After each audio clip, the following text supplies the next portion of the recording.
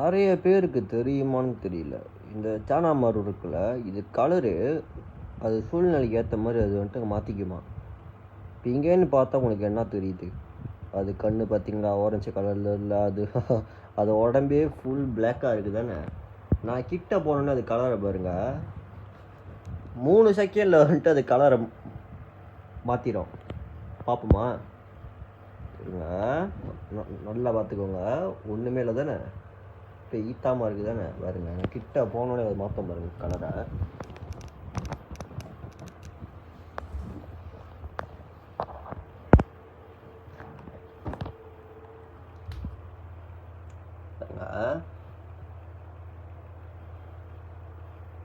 மாற்றிடுச்சு பாருங்க.